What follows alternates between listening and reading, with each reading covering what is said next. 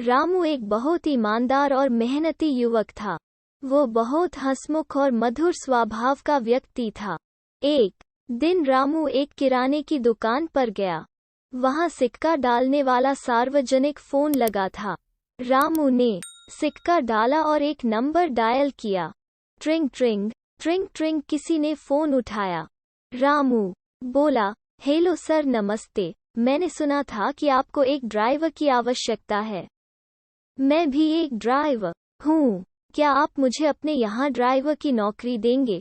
व्यक्ति ने कहा, बेटा, मेरे यहाँ पहले से ही एक ड्राइवर है। मुझे अन्य किसी ड्राइवर की आवश्यकता नहीं है।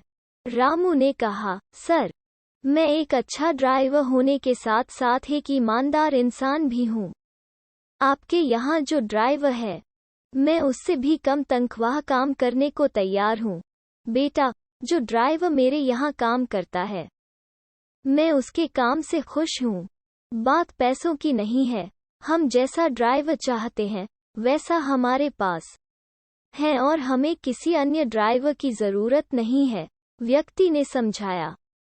रामू ने जोर देकर कहा, सर, मैं आपके यहाँ ड्राइवर का काम करने के साथ साथ अन्य काम भी करूँगा, जैसे बाजार से सब्जी लाना, आपके बच्चों को स्कूल छोड़कर आना इत्यादि। मैं आपको यकीन दिलाता हूँ कि मैं आपको किसी भी शिकायत का मौका नहीं दूंगा। मुझे उम्मीद है कि अब आप मुझे मना नहीं करोगे। व्यक्ति बोला, कहा न, मुझे अभी किसी ड्राइवर की जरूरत नहीं है। और ऐसा कहकर उसने फोन काट दिया। दुकानदार रामू की बात बहुत ध्यान से सुन रहा था।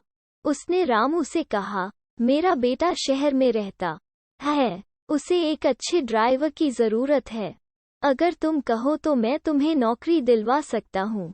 रामू ने दुकानदार से कहा, आपके सहयोग के लिए धन्यवाद, पर मुझे नौकरी की कोई आवश्यकता नहीं है। दुकानदार हैरानी से बोला, लेकिन अभी तो तुम फोन पर नौकरी पाने के लिए गिड़गिड़ा रहे थे।